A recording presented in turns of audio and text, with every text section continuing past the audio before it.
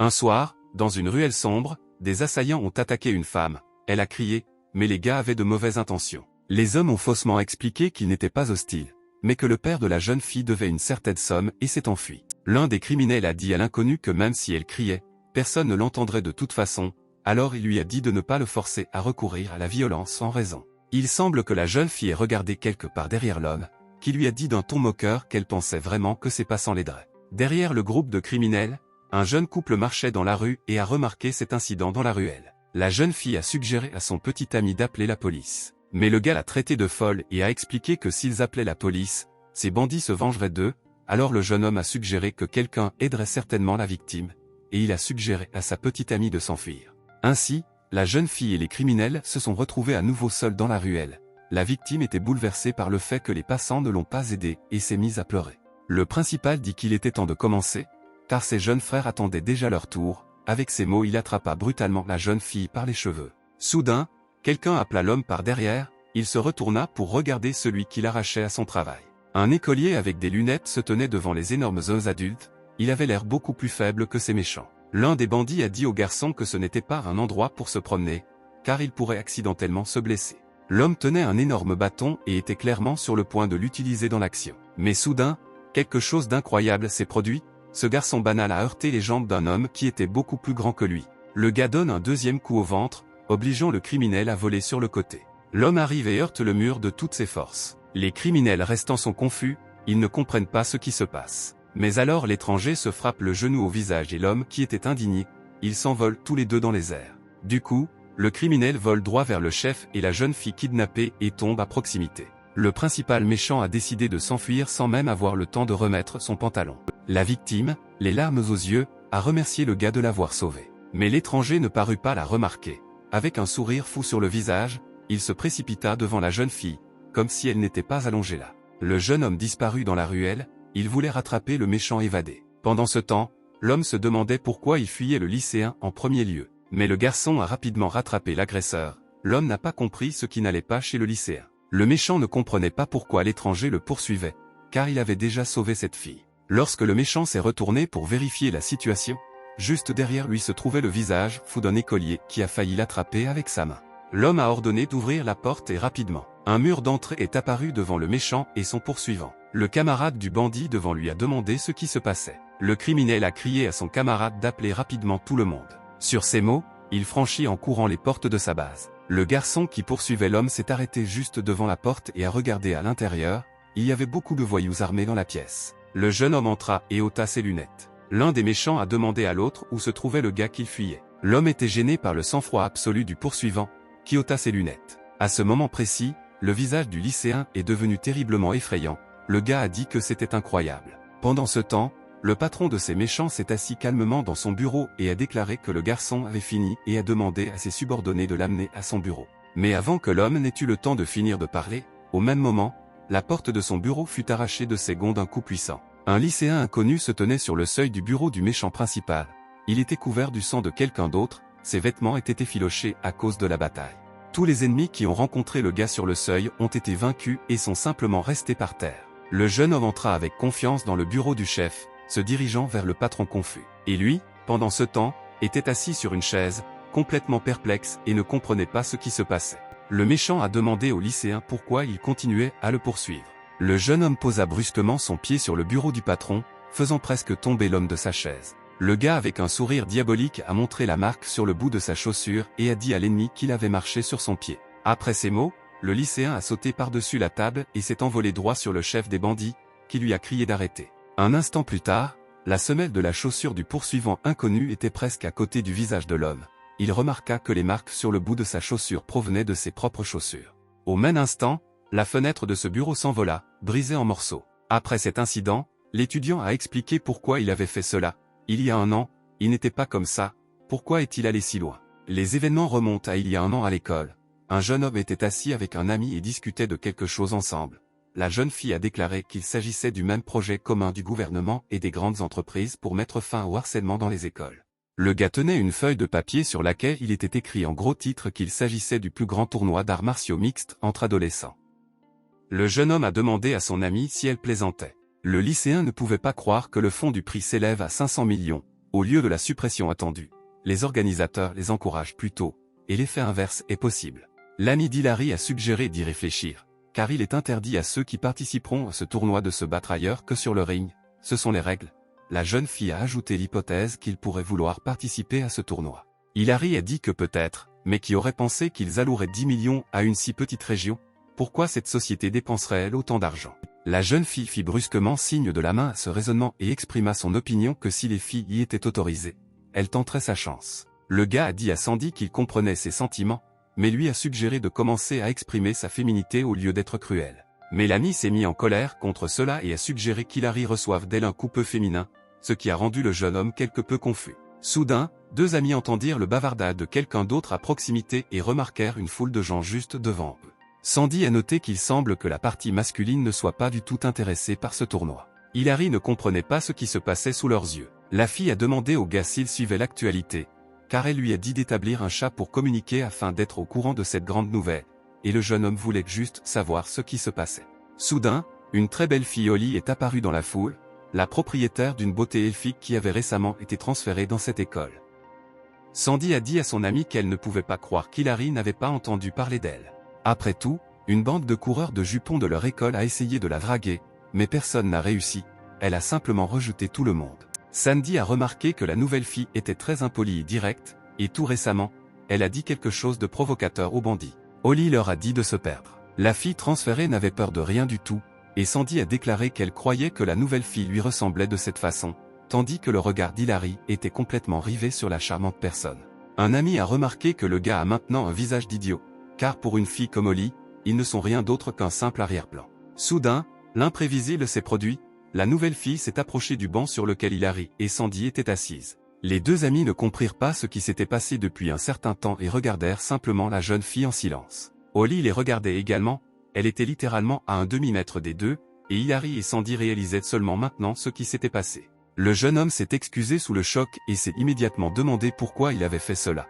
Dans son esprit, le gars ne comprenait pas pourquoi il ne pouvait pas dire un mot normalement. Mais Holly a simplement tendu la main à Hillary pour la saluer. Après quoi la jeune fille avec un sourire amical a ajouté qu'elle pensait que le gars était entré dans cette école et lui a demandé de prendre soin d'elle. Hillary a serré la main de sa nouvelle connaissance, cela s'est produit automatiquement. Car le gars ne s'était pas encore remis du choc qu'il avait reçu, Sandy n'était pas moins sous le choc. Ce fut la fin de la vie ordinaire d'Hillary, car à partir de ce moment-là, la vie du gars s'est transformée en enfer. Cette poignée de main a été vue par l'un des hooligans locaux. Un jour, Hillary s'est assise tranquillement et a déjeuné calmement. Un camarade de classe s'est approché du gars et lui a demandé une faveur. Le garçon a expliqué qu'il achetait habituellement de la nourriture pour les enfants qui ne pouvaient pas l'obtenir eux-mêmes. Mais un camarade de classe a expliqué qu'il avait désormais des problèmes à la jambe. Le gars s'est présenté comme étant Tony et a demandé si Hillary le connaissait, mais il a répondu qu'il ne le savait pas car il n'était entré que récemment dans cette école.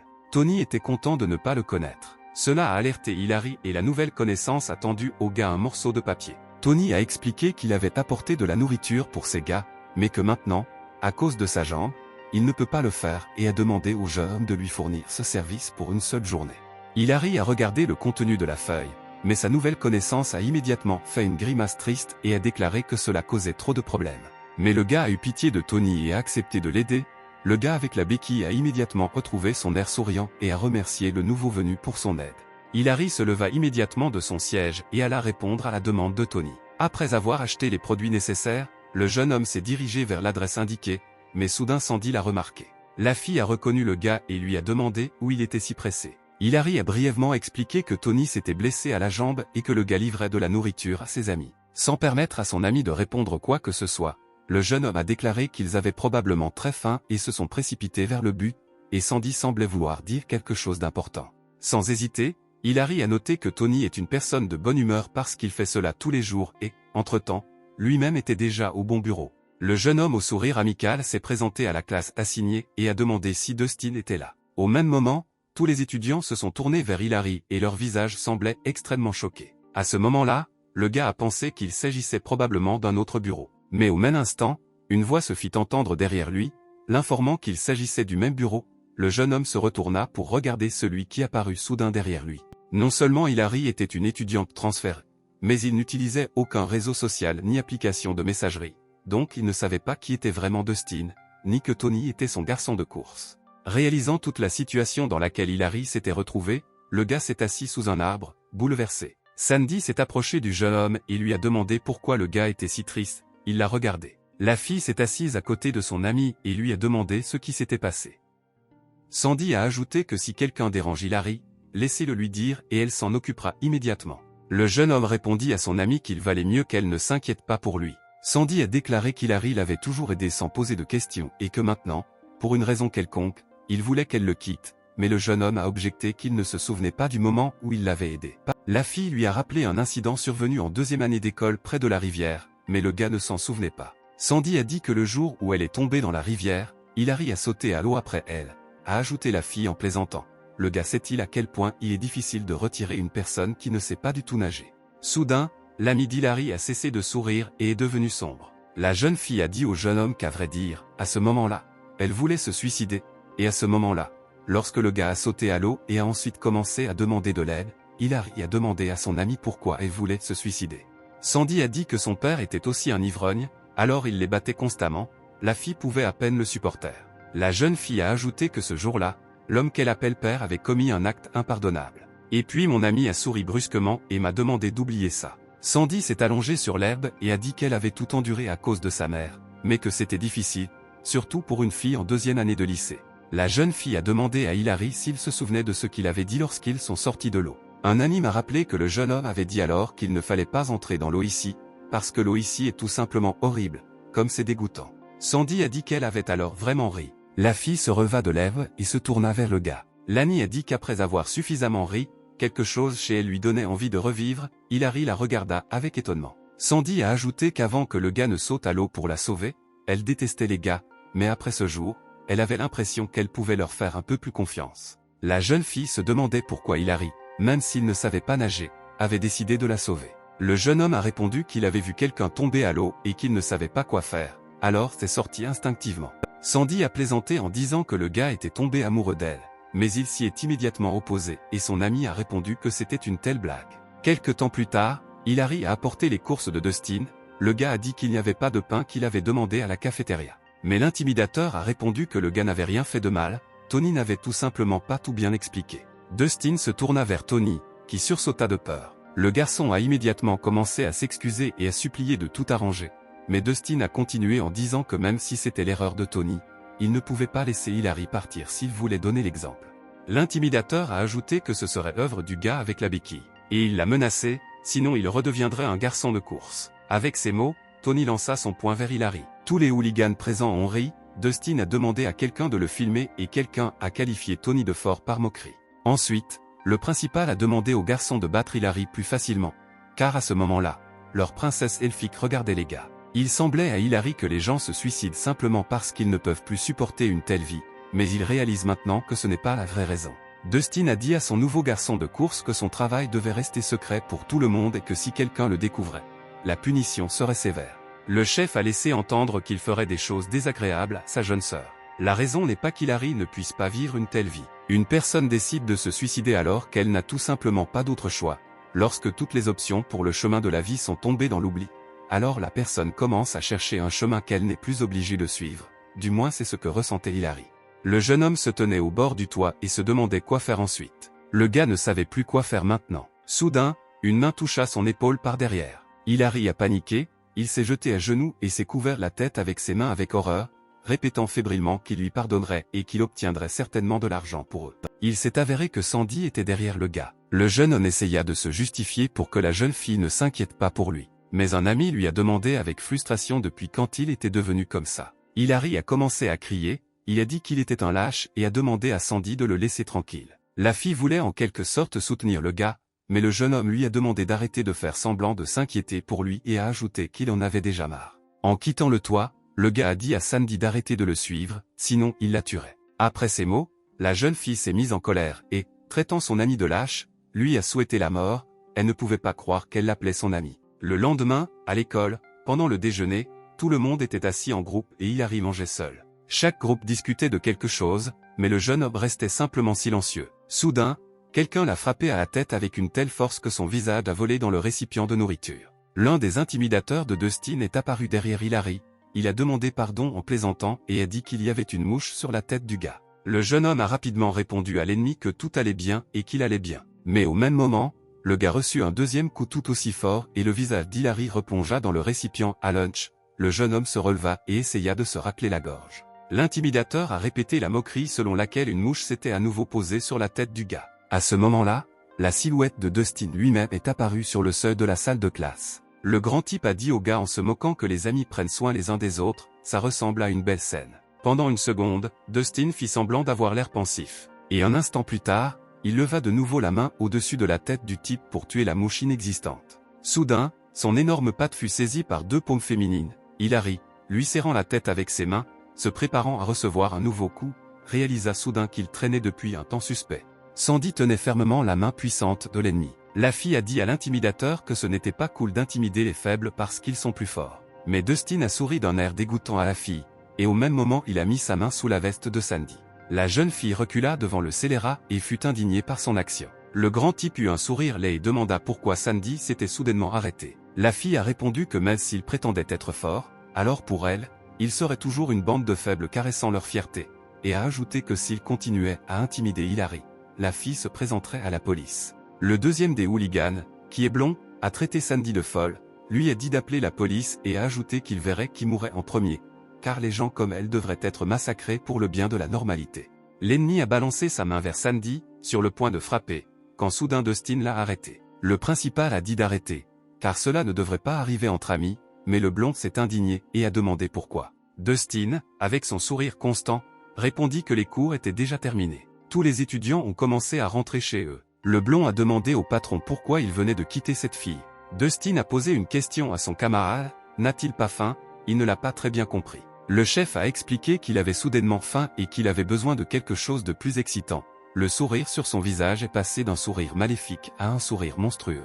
Pendant ce temps, Hilary et Sandy se dirigeaient vers leur domicile à pied. Le gars a dit à la fille qu'il lui avait déjà demandé de ne pas le suivre, d'arrêter de s'inquiéter pour lui et de rentrer chez elle. Mais son ami lui a dit qu'elle devrait s'inquiéter pour lui. Et elle a expliqué, parce que le jour où Hilary l'a sauvé dans cette rivière, c'était le jour où son père a commencé à l'abuser sexuellement. À cette phrase, Hilary cessa d'avancer vers la maison et s'arrêta. La jeune fille a ajouté que tout à coup, un parfait inconnu a commencé à prendre soin d'elle, puis elle a trouvé la force de continuer sa vie. Un ami a dit que pour elle, Hilary était devenu un père de substitution, ce qui lui permettait de communiquer plus librement avec d'autres personnes. Sandy a décidé qu'elle ne quitterait pas le gars, même s'il pensait que cela ne la regardait pas. Par conséquent, la jeune fille a demandé de simplement compter sur elle pour qu'ils puissent mettre fin ensemble à toutes ces brimades. Hilary écouta son ami en silence et, à la fin, lui demanda ce qu'il devait faire. Le gars a commencé à crier de désespoir, l'informant que ces voyous menaçaient sa petite sœur, alors ce que Sandy lui ordonnerait de faire. Le jeune homme a ajouté que s'il ne résiste pas, tout ira bien, ces voyous ne toucheront personne, y compris Sandy. Hilary se tourna vers son amie, mais elle n'était plus là, il y a quelques secondes à peine, elle y était. L'ami de Sandy est parti à sa recherche, il n'avait aucune idée de l'endroit où était allé son ami. Mais soudain, Hilary réalisa où elle aurait pu aller, ou plutôt qu'il avait kidnappé. Pendant ce temps, Dustin et ses intimidateurs ont traîné Sandy jusqu'à un bâtiment abandonné. Les ennemis ont jeté la jeune fille au sol et elle leur a crié de lâcher leurs mains. Mais Dustin sourit à nouveau de son sourire dégoûtant et dit à la fille de ne pas penser qu'il la laisserait tranquille. Le chef a ordonné à ses camarades de saisir la jeune fille par les bras et les jambes. Sandy a essayé de résister et a crié au gars de s'arrêter et de la laisser partir. Mais les hooligans ont ignoré ses demandes et ont continué à faire ce qu'ils avaient en tête. La fille a crié trop fort, alors Dustin a ordonné à un membre de sa bande d'enlever ses chaussettes et de les lui donner. Le gars a rapidement enlevé ses chaussures et ses chaussettes. Il les tendit à Dustin, qui remarqua la terrible puanteur provenant des chaussettes. Le chef se tourna vers la jeune fille et lui dit que s'ils étaient restés silencieux, tout aurait été beaucoup plus simple. Dustin a bourré la bouche de Sandy avec ses chaussettes. Une bande de voyous a attaqué la jeune fille comme une meute de loups sauvages. Sandy devenait folle de peur, perdant son dernier espoir de salut. Soudain, derrière les bandits, quelqu'un a crié, exigeant de s'arrêter.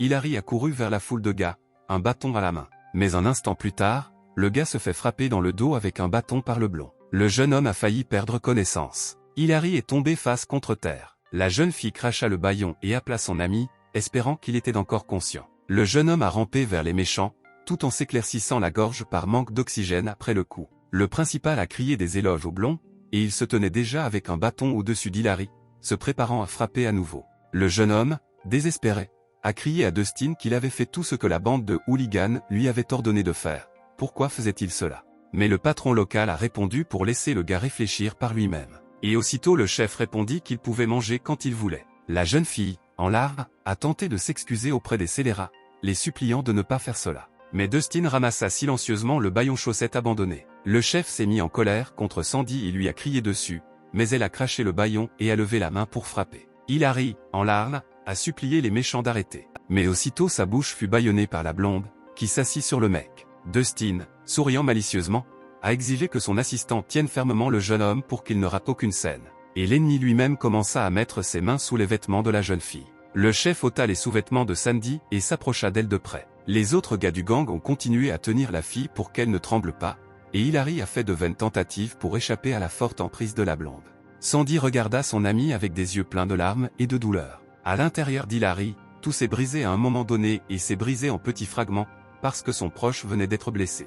Il existe de nombreuses raisons pour lesquelles vous pourriez être victime d'intimidation, comme le manque de compétences sociales. Ils peuvent également être victimes d'intimidation parce qu'ils sont différents des autres. Ils se moquent également des personnes ayant une position dans la vie différente de celle de la majorité. Il y a des gens qui ont tout et d'autres n'ont rien, mais entre les deux, il y aura toujours un groupe qui se fera intimider par d'autres, mais en ce qui concerne la situation d'Hilary, ce type n'était qu'un idiot. Le gars pensait qu'il voulait devenir fort, mais même s'il le voulait, il n'avait pas une telle opportunité, car il ne savait même pas se battre, et sa seule idée était de rejoindre un club avec une sorte de lutte. Mais dans tous les clubs, le jeune homme a été refusé pour diverses raisons, le plus souvent parce que la sélection des intéressés était déjà terminée. En fait, les entraîneurs ont refusé le gars parce que les étudiants avaient promis d'arrêter les cours si Hilary rejoignait le club, mais en réalité il y avait peu d'étudiants dans les clubs.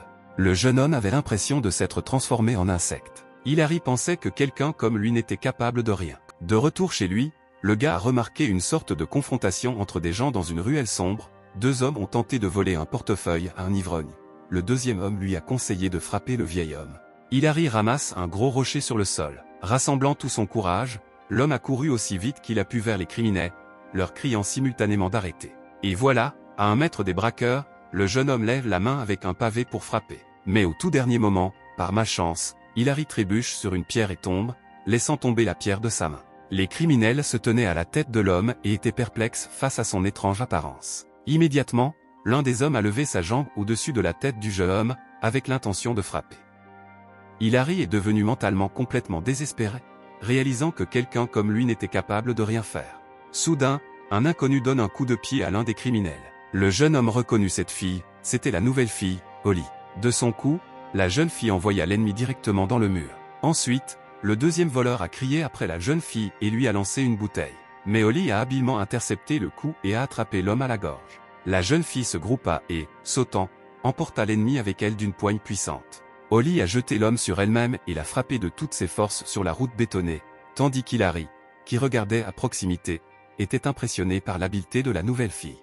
La jeune fille s'est approchée de l'homme qui a été attaqué par 2 voleurs. Le jeune homme voulait dire quelque chose, mais Holly ne semblait pas le remarquer. La nouvelle fille s'est assise à côté de l'homme et s'est adressée à lui comme à un oncle.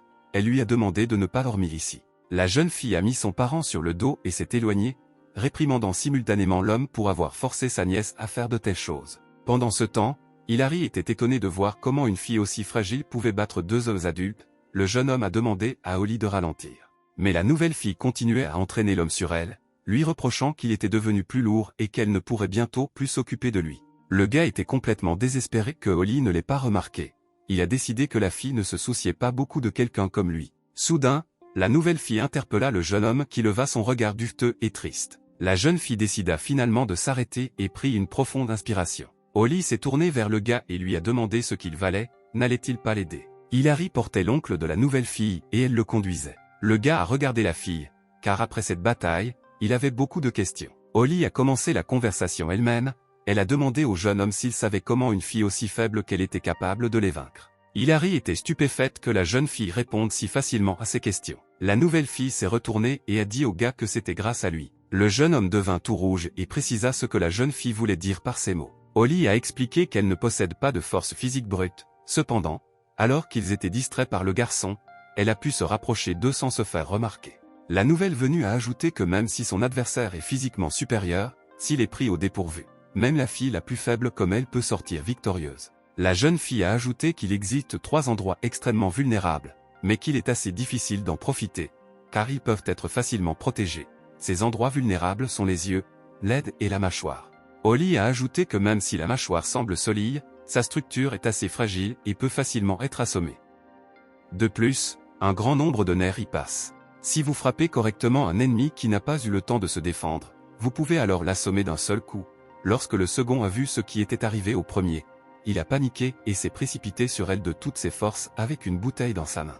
Parce que la fille a dit qu'elle avait simplement utilisé sa propre force contre lui, quand il s'est approché de Holly, elle a simplement légèrement poussé le gars dans la direction dont elle avait besoin.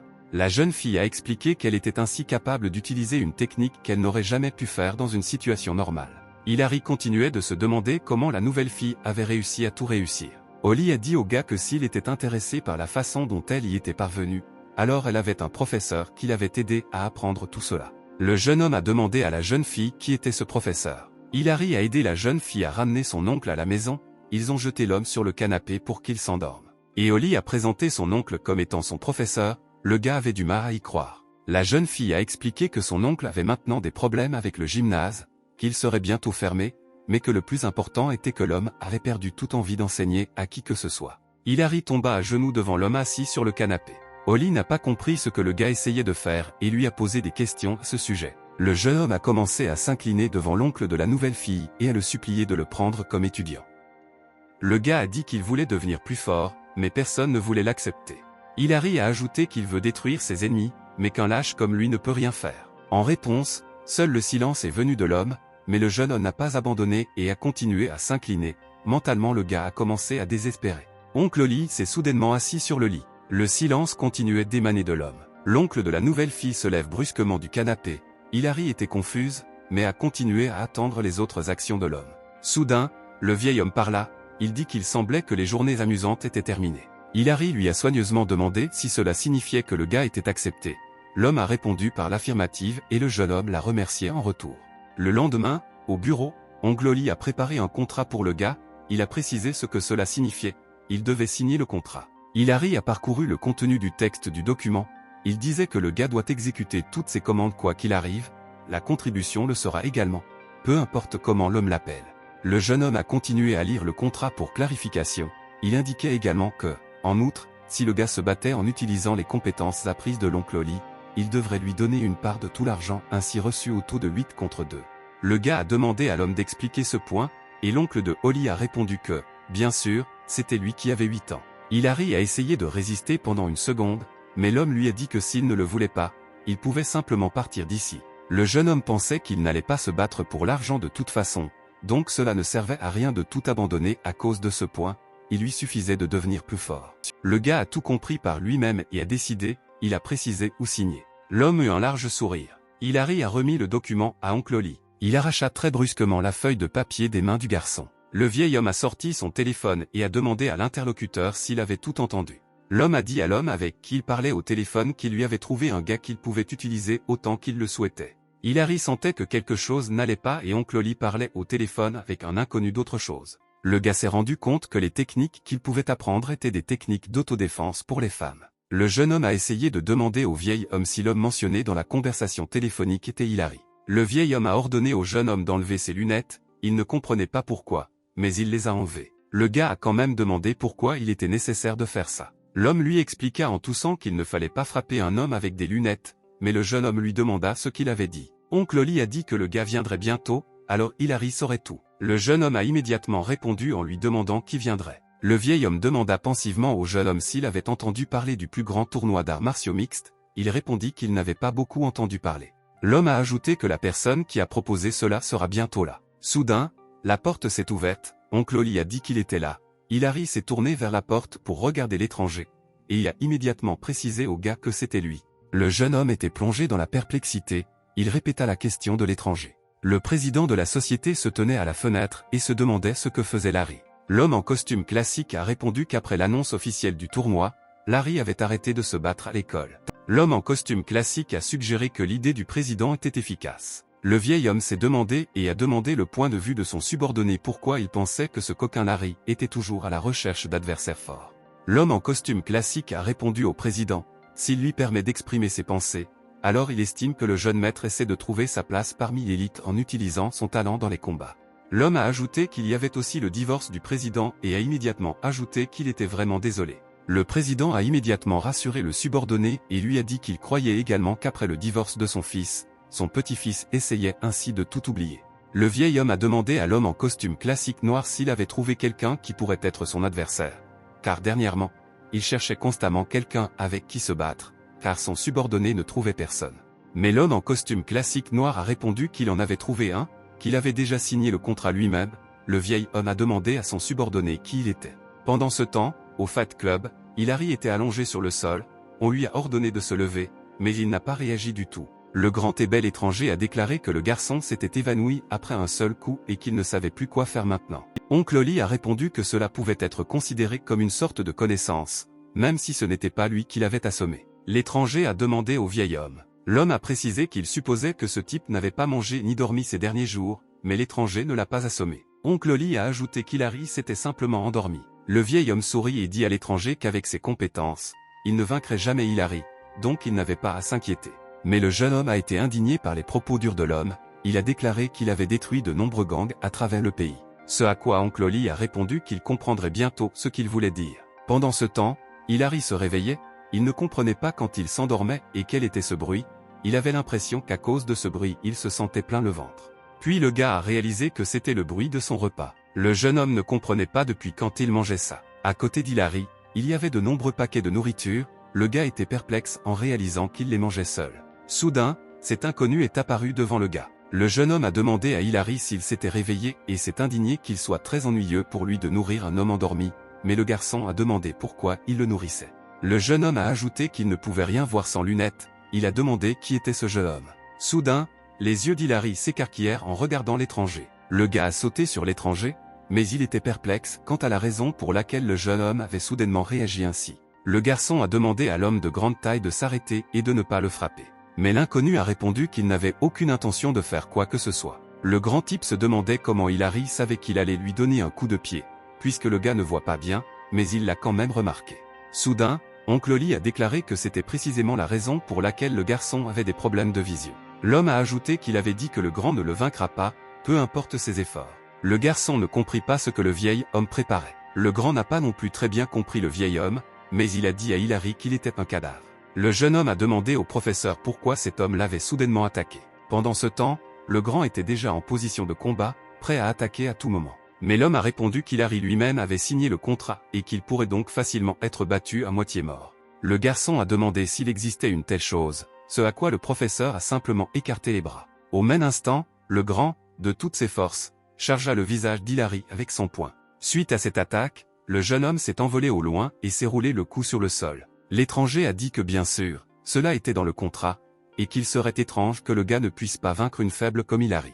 Le garçon s'est remis du coup et a appelé le professeur. Le jeune homme a demandé s'il pouvait annuler le contrat et a ajouté que tout serait vain s'il mourait sans apprendre à se battre. Le grand était mentalement indigné, car il a frappé le garçon de toutes ses forces, et Hilary a alors eu la force de se lever. Le jeune homme lève donc le poing pour frapper à nouveau. Le garçon n'a pas pu esquiver l'attaque, alors il a de nouveau reçu un coup puissant du grand. Le jeune homme a dit à Hilary qu'il y avait plus à venir et a attaqué le gars d'en haut avec un coup de pied. Le coup est tombé directement à l'arrière de la tête du garçon. Hilary a été projeté au sol avec toute la force de ses attaques rapides et puissantes. Le jeune homme, légèrement essoufflé, se tenait au-dessus du jeune homme vaincu et le suivait des yeux. Le grand réalisa qu'il ne ressentait pas le coup lui-même, car chacun avait définitivement atteint son objectif. Hilary a sauté du sol et a recommencé à supplier son professeur d'annuler le contrat. Mais maintenant la menace de s'adresser à la police s'est ajoutée à la demande. Le jeune homme est devenu furieux et était sur le point de frapper à nouveau le garçon. Et l'oncle de Holly lui a dit qu'il l'avait prévenu qu'il ne pourrait pas battre Hilary s'il enlevait ses lunettes. Le grand était indigné de savoir comment cela était-il possible, car le garçon ressemblait à un faible. L'homme a expliqué que c'est l'œuvre de la vision dorée. Le jeune homme était perplexe, c'était la première fois qu'il entendait parler d'une telle chose. Le vieil homme a dit que les combattants expérimentés cachent toujours inconsciemment une partie de leurs mouvements lorsqu'ils attaquent. Car si l'adversaire voit vos mouvements du début à la fin, il ne lui sera alors pas difficile d'échapper. L'homme a ajouté que peu importe vos efforts, vous ne pourrez pas tout cacher car c'est le cœur de ces mouvements, car même le moindre mouvement de ses muscles se reflète dans le noyau sur lequel sont basés ces mouvements. Le grand demanda ce que cela avait à voir avec cette vision dorée ou quelque chose du genre. L'homme a répondu que la raison pour laquelle les gens ne voient pas le mouvement des autres est parce qu'ils comptent trop sur leur vue. Oncle Oli a ajouté que les gens voient trop de choses à travers leurs yeux et ne peuvent pas se concentrer sur autre chose. Il a donné un exemple si son adversaire était un gangster avec un tatouage très visible, ou avec un sourire sanguinaire, ou s'il réussissait une feinte. Le vieil homme a répondu que les yeux d'Hilary étaient spéciaux. Le gars ne voit rien de tout cela, mais il peut facilement voir le noyau, la base de tous les mouvements. Le grand précisa si c'était ce qu'on appelle la vision dorée. Puis Hilary lui-même est intervenu, il s'est excusé de les avoir interrompus pendant qu'ils parlaient, mais le gars a dit qu'il l'avait forcé à signer un contrat pour qu'il devienne un punching ball, et le gars lui-même n'était pas du tout capable de prédire les mouvements. Le jeune homme a ajouté qu'il n'avait pas passé de test de vision et a demandé comment il connaissait son acuité visuelle. L'homme a tendu la main devant Hilary, dans laquelle se trouvaient les lunettes du garçon, et il a dit qu'il avait essayé de porter ses lunettes. Le grand remarqua avec irritation que tout cela était une sorte d'absurdité. Il ne comprenait pas comment une personne pouvait déterminer la vision d'une autre simplement en portant ses lunettes. Oncle Oli a expliqué que tout cela était bien sûr dû au fait que l'homme lui-même avait la même vision dorée. À ces mots, le vieil homme enfila les lunettes d'Hilary. Le jeune homme fit à nouveau une remarque à Seb selon laquelle le vieil homme pouvait réellement échapper à toute attaque grâce à cette vision. L'homme a répondu par la négative et a expliqué que son corps réagit simplement automatiquement aux mouvements brusques, on peut donc dire qu'il a un sixième sens accru. Oncle Oli a résumé qu'Hilary est une combattante née. Le garçon fut choqué par la déclaration du vieil homme. L'homme a dit que peut-être il n'y avait personne de meilleur que lui dans ce pays pour esquiver les attaques, et a noté que Larry, avec sa vitesse actuelle, n'avait pas 1% de chance de le vaincre. Larry, avec un sourire narquois, décida de clarifier quelque chose. Le grand a demandé au vieil homme s'il pouvait tuer Hilary, s'il pouvait tuer n'importe qui dans ce pays. Larry s'est maintenant tourné vers Hilary, il a dit qu'il avait raison de dire qu'il fallait en finir avec le garçon, mais le jeune homme lui a demandé d'arrêter et de ne pas croire tout cela, parce que l'oncle Oli l'avait dit. Mais l'homme est intervenu, il a dit aux jeunes hommes que ce n'était pas le moment de s'entraîner, il appréciait beaucoup son temps, alors Larry devrait quitter cet endroit, mais le grand a immédiatement dit qu'il paierait le double. Le vieil homme a immédiatement permis à Larry de mesurer sa force. Mais Hilary était contrarié que son opinion n'ait pas été prise en compte. C'est ainsi que les vacances d'Hilary ont commencé, et c'est ainsi qu'elles se sont terminées. Le garçon était constamment sous une pluie de coups, n'ayant rien appris, le garçon retourne à l'école. Soudain, le gars ressentit une sorte de sensation agréable, il ne comprit pas où il se trouvait. Soudain, des lunettes sont apparues dans la tête du gars, le jeune homme n'a pas compris pourquoi elles sont apparues dans sa tête. Un instant plus tard, Hilary se réveilla brusquement. Ayant repris son souffle, le jeune homme ne parvenait pas à comprendre de quoi il s'agissait, un rêve ou pas, après quoi le jeune homme réalisa qu'il dormait en réalité au milieu de la rue. Et puis oncle Oli est apparu devant lui, il tenait une sorte de branche à la main. L'homme a demandé pourquoi il dormait ici. Le jeune homme a répondu qu'il ne savait pas lui-même comment il s'était retrouvé ici. L'oncle Oli a demandé au garçon s'il avait dit qu'aujourd'hui était le premier jour de son retour. Le jeune homme a accepté et s'est excusé. Sur ces mots, Hilary s'éloigna en courant, et l'homme le suivit du regard. Soudain, Oli appela le vieil homme, il se retourna à sa voix. La nièce a demandé à son oncle s'il avait hypnotisé le jeune homme. Mais il a sournoisement remarqué qu'il avait simplement installé un petit levier qui libère les émotions refoulées du gars vers l'extérieur. La jeune fille n'a pas bien compris les paroles de son oncle. L'homme sourit sournoisement et montra ses rangées de dents. Le vieil homme a expliqué à sa nièce que tout l'intérêt était dans les lunettes, dès que le gars les enlèverait, le plaisir commencerait. Hilary s'assit sur le seuil de l'école, réalisant qu'il n'avait pas changé pendant l'été. Le gars s'est rendu compte qu'il était toujours aussi pathétique. Le jeune homme ne pouvait pas croire que pendant un mois entier, il ne pouvait pas frapper Larry une seule fois, et avec de la tristesse dans la voix, il résuma qu'il n'avait aucun talent en arts martiaux.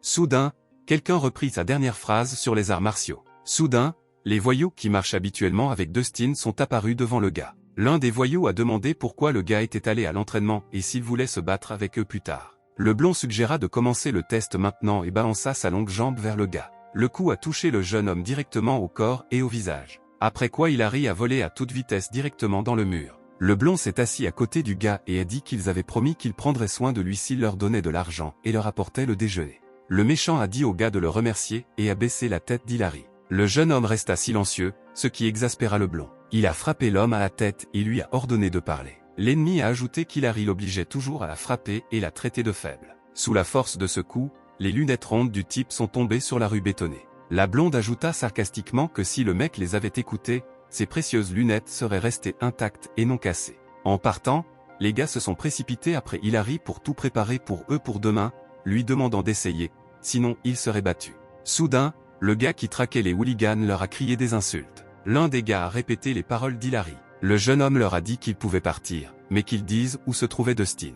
Le type répéta la question, mais d'une voix plus rauque et plus forte. L'un des méchants a remarqué une foule d'étudiants qui ont décidé d'observer l'issue de la bataille.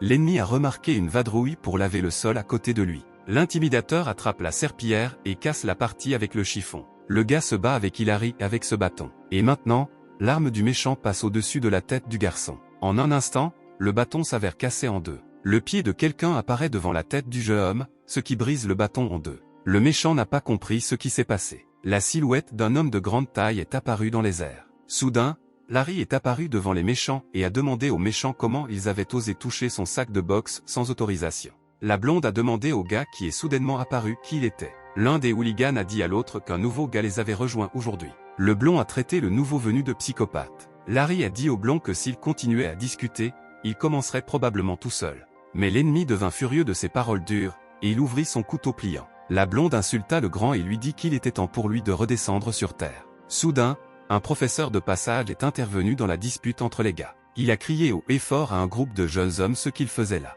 Mais l'intimidateur a fait semblant d'être gentil et a expliqué au professeur que le nouveau avait demandé à lui montrer l'école. La blonde au sourire fin a invité Larry à lui montrer la salle de sport, et il a murmuré au jeune homme que nous en reparlerons la prochaine fois. L'enseignant a encore une fois averti le groupe de garçons de ne pas causer de problème immédiatement après les vacances. Tous les garçons ont quitté cette partie de l'école. La blonde a dit à Hillary de les accompagner dans un bâtiment abandonné après l'école. Et en partant, il a dit après lui qu'il y retrouverait Dustin. Pendant ce temps, au club d'autodéfense pour femmes, Larry a remarqué que le sac de boxe était en retard aujourd'hui. Quelque chose n'allait pas, et oncle Oli a suggéré au jeune homme d'aller vérifier pour ne plus s'inquiéter. Larry a répondu qu'il n'était pas fou, si c'était à l'école, il utiliserait simplement le professeur pour éviter une bagarre. Mais s'il était pris dans un combat de rue, alors il ne pouvait que rêver du plus grand tournoi d'arts martiaux mixtes. L'homme a dit que cela pourrait mal finir.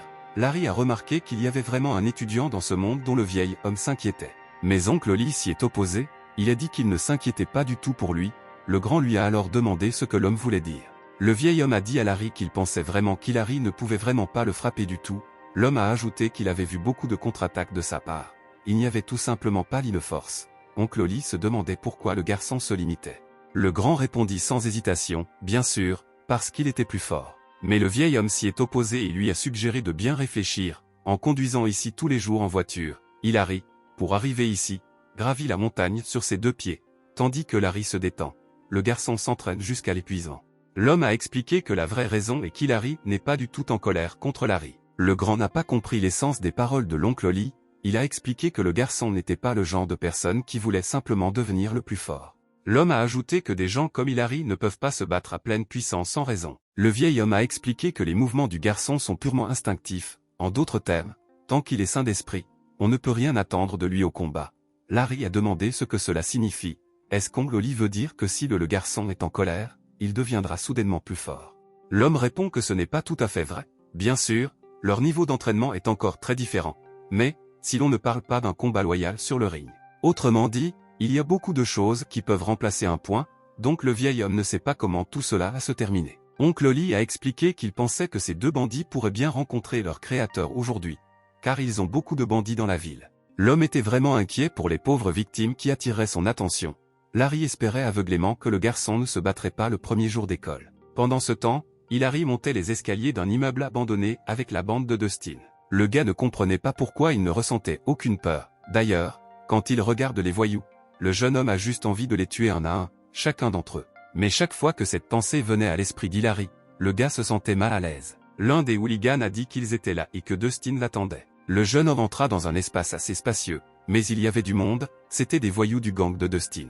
Le gars pensait que chaque fois qu'il se trouvait dans une telle situation, tout devenait tellement excitant. Hillary jeta un coup d'œil autour de tout l'espace et soupçonna que Dustin était probablement le plus en retrait de tout le monde, assis à un bureau. Une fille était allongée sur le lit et un voyou la serrait contre elle, elle a demandé de l'aide. Le jeune homme se souvint un instant de l'incident avec Sandy, ce qui le mettait mal à l'aise. Mais l'intimidateur a plaisanté en disant que la fille demandait au garçon de course de l'aider. Il l'a traité de stupide parce que demander de l'aide nécessite ceux qui sont plus forts, ce qu'elle peut attendre d'un perdant comme lui. Et à la fin, le tyran a traité la fille et Hillary d'insectes. Au même moment, l'ennemi reçoit un coup violent du garçon de course, le faisant tomber du matelas sur le côté. Le coup était si puissant que certaines dents du méchant se brisèrent tout simplement. et son corps s'est soulevé et s'est tordu en spirale, heurtant sa tête contre le béton.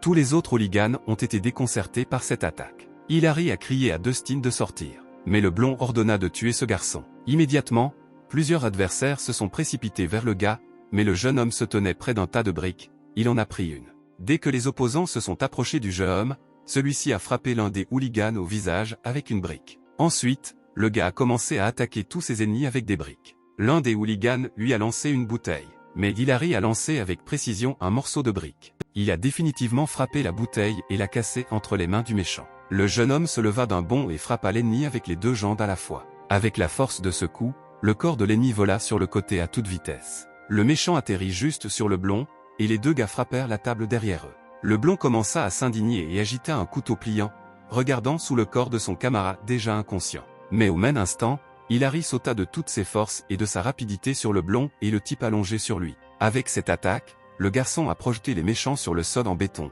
Ceux qui étaient autour de l'ennemi n'ont pas compris ce qu'était soudainement devenu le garçon de course tranquille. Certains des hooligans encore conscients ont pris la fuite pour sauver leur vie.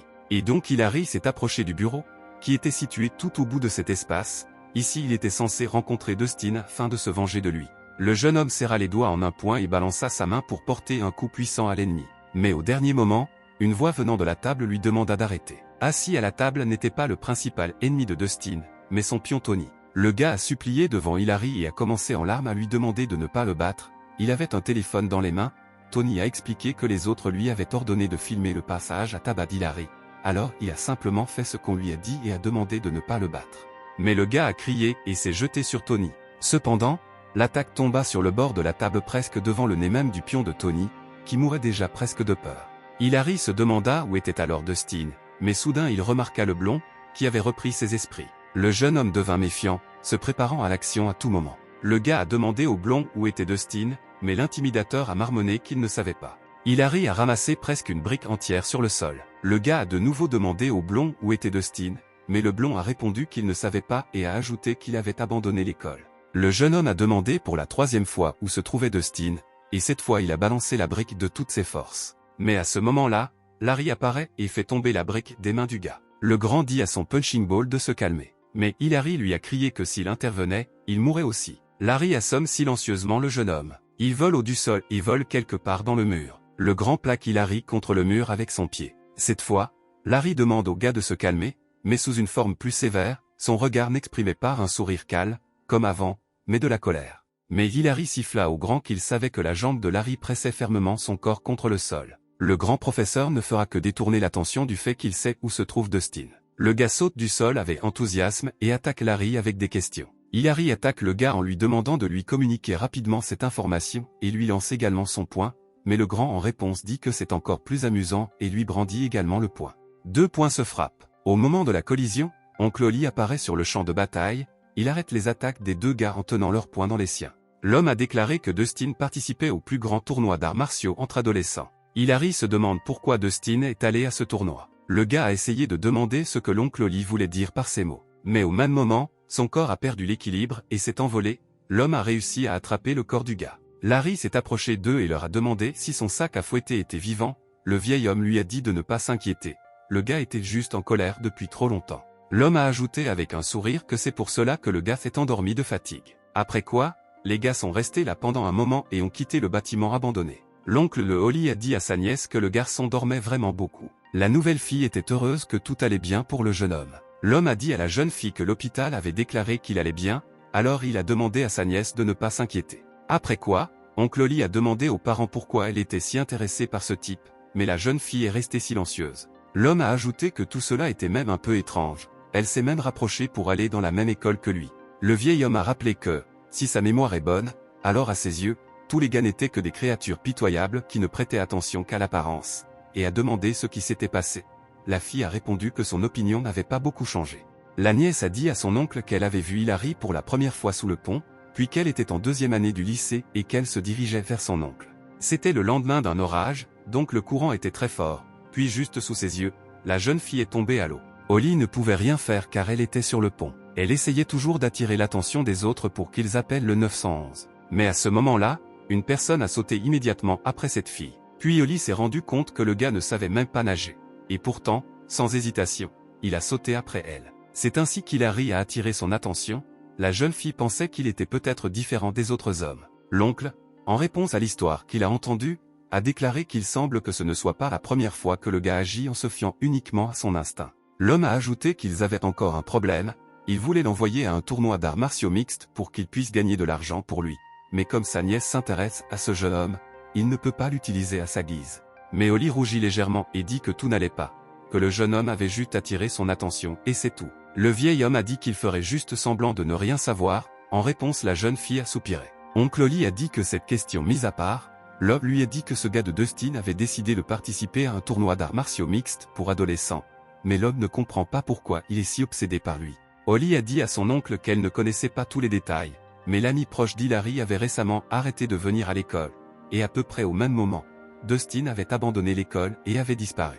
La jeune fille se demandait si la fille qu'Hilary avait alors sauvée était son amie proche. Un jour, une fille marchait dans la rue, elle portait un sac d'épicerie. La dame était perdue dans ses pensées, quand soudain, elle est renversée de la route par un homme de grande taille. La dame tombe à terre et laisse tomber tout le contenu du sac, mais l'inconnu n'a même pas bougé.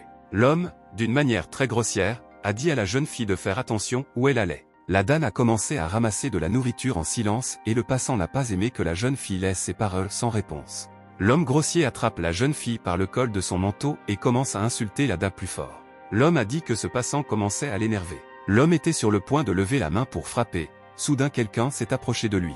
L'inconnu a saisi la main de l'homme et l'a serré fermement. L'homme grossier a demandé quel genre d'homme il était. Le jeune homme a raconté au passant qu'il n'avait pas honte de se comporter ainsi avec une fille.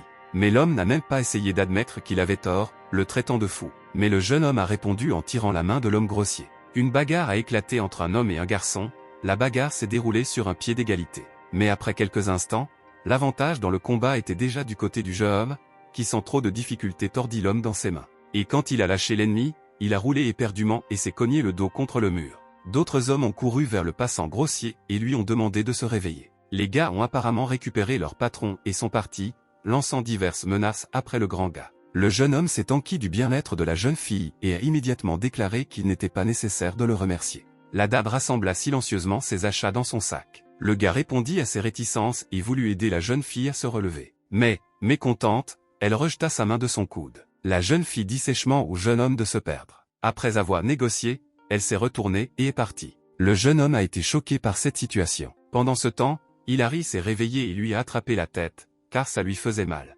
Le jeune homme se demanda quand il avait réussi à mettre ses lunettes. Dès qu'il remit ses lunettes, tout ce qui se passait commença alors à ressembler à un rêve. Quand il ne pouvait pas voir clairement, il lui semblait que le monde entier était contre lui. Mais, à sa grande surprise, cela ne faisait que lui donner confiance en ses capacités. Et maintenant que le mec porte des lunettes, il se sent à nouveau nu. Mais une chose dont le jeune homme se souvient clairement, c'est le sentiment de soulagement lorsqu'il a vaincu ses bandits, comme si tous ses péchés et sa honte avaient été emportés par une vague. Après cela, il n'y avait qu'une seule pensée dans la tête du jeune homme, cette pensée qu'Hillary voulait à nouveau les détruire. C'est peut-être à ce moment-là qu'un désir incontrôlable est apparu chez le gars de battre ses racailles. Soudain, la porte de la chambre s'ouvrit. Holly se tenait sur la verrière, elle a demandé au gars s'il était réveillé, il a répondu oui. La nouvelle dit qu'il avait raison, quand le jeune homme porte ses lunettes, il devient beaucoup plus calme. Le gars ne comprenait pas très bien de quoi la fille parlait. Mais Holly a dit que ce qu'elle voulait dire, c'est que les lunettes faisaient ressembler le gars à une personne différente. La jeune fille ajouta finalement que les autres étaient déjà arrivés et l'attendaient au premier étage. Le jeune homme suivit la nouvelle fille. Oncle Holly a commencé à expliquer l'essence du tournoi. L'homme a commencé par le tour de qualification du plus grand tournoi pour adolescents qui aura lieu ce mois-ci, de la plus grande ligue pour adolescents, etc. Mais de toute façon, l'important est qu'il n'accepte qu'une seule candidature par mois. Le vieil homme a donné l'exemple que seules 32 personnes d'un village pourront participer à cette ligue. Après le premier match préliminaire, en fonction de la victoire ou de la défaite, les juges commenceront à compter leurs points. Si les points reçus sont supérieurs à ceux des 32 autres, alors il pourra participer au tournoi. Mais plus important encore, Dustin participe déjà à ce tournoi. Oncle Holly a ajouté qu'ils ne savent rien d'autre que son nom, car les organisateurs du tournoi cachent soigneusement toutes les informations afin d'éviter toute représaille contre les participants. Mais Dustin a déjà atteint le titre de niveau 3, il est donc déjà dans la ligue, ce qui signifie qu'Hillary doit atteindre le titre de niveau 3 pour l'affronter. Le jeune homme a déclaré qu'il souhaitait également s'inscrire au tournoi. L'homme a dit que le gars ne devrait pas s'inquiéter, car il avait déjà inscrit le garçon pour participer au tournoi. Et le vieil homme a rappelé que 80% des bénéfices de ce tournoi vont à Oncle Holly. Mais la jeune fille était indignée par cette information. Le vieil homme a répondu à sa nièce que c'était la décision d'Hilary elle-même, il ne l'avait pas du tout forcée, ce à quoi la jeune fille a simplement soupiré.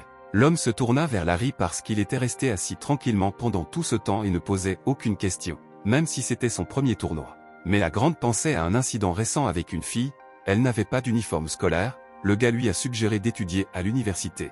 Mais pourquoi elle ne l'aimait pas? C'était parce qu'il était lycéen. Le vieil homme a essayé de sortir Larry de ses pensées, il a soudainement levé la main et a dit qu'il avait une question sur le type de gars que les filles aiment. Toutes les personnes présentes étaient perplexes devant un contenu aussi inattendu de cette noble question. Oncle Oli a demandé au gars ce qu'il venait de demander. Larry a commencé à s'excuser en disant que ce n'était pas pour lui, mais pour un ami. Mais l'homme a dit que le grand homme n'avait pas d'amis, ce à quoi il a répondu offensé par l'affirmative. Le vieil homme remarqua qu'il était étrange et inattendu que le petit-fils du propriétaire de la société soit tombé amoureux. Mais Larry continua de protester en disant que ce n'était pas ce que pensait Oncle Oli. Quelque temps plus tard, dans la soirée, Hilary s'apprêtait à rentrer chez elle car s'il était à nouveau impliqué dans un incident similaire comme la semaine dernière, il ne pourrait pas participer au tournoi. Cependant, le gars cherchait constamment des endroits où les méchants pourraient se retrouver. Même si le jeune homme avait terriblement peur, il ne pouvait pas arrêter ses jambes, comme si tout son corps le voulait. Le gars avait envie de revivre ce sentiment de soulagement lorsqu'il bat ses bandits, ce sentiment de libération qui lui avait en manqué. Soudain quelqu'un appela Hilary. Le jeune homme regarda autour de lui en direction de la voix qui l'appelait. C'était un groupe de 4 gars, d'apparence peu amicale, visiblement des criminels. Et puis son cœur battait à tout rompre, comme s'il essayait de sortir de sa poitrine, le gars ne comprenait pas pourquoi il était là, et il lui semblait qu'il le regrettait déjà. Mais à ce moment précis, les gars l'ont poussé au centre de leur groupe criminel, avec l'intention de régler le problème. L'homme a crié à Hilary pourquoi il ne l'avait pas entendu l'appeler. Le criminel inconnu a dit que si le gars ne veut pas mourir dans cette ruelle, alors laissez-le exposer tout ce qu'il a. Le jeune homme, se levant légèrement de terre, dit qu'il n'avait rien. Mais le voleur a traité le gars en plaisantant de héros et lui a dit d'enlever ses lunettes. L'homme a précisé qu'il était peu probable que le gars veuille que le criminel lui brise ses lunettes et son visage. Mais le jeune homme restait silencieux, le regard modestement baissé vers le sol. L'agresseur a demandé à Hilary s'il l'écoutait. L'homme ordonne à nouveau au garçon d'enlever ses lunettes, mais cette fois, il le frappe au visage de toutes ses forces, faisant perdre ses lunettes au garçon. Les lunettes tombèrent sur le carrelage de la rue, rebondissant sur le type. Le gars a finalement réalisé que venir ici était la bonne décision. L'expression calme et équilibrée du visage d'Hilary laisse brusquement place à un large sourire, plein de folie et de passion pour les combats.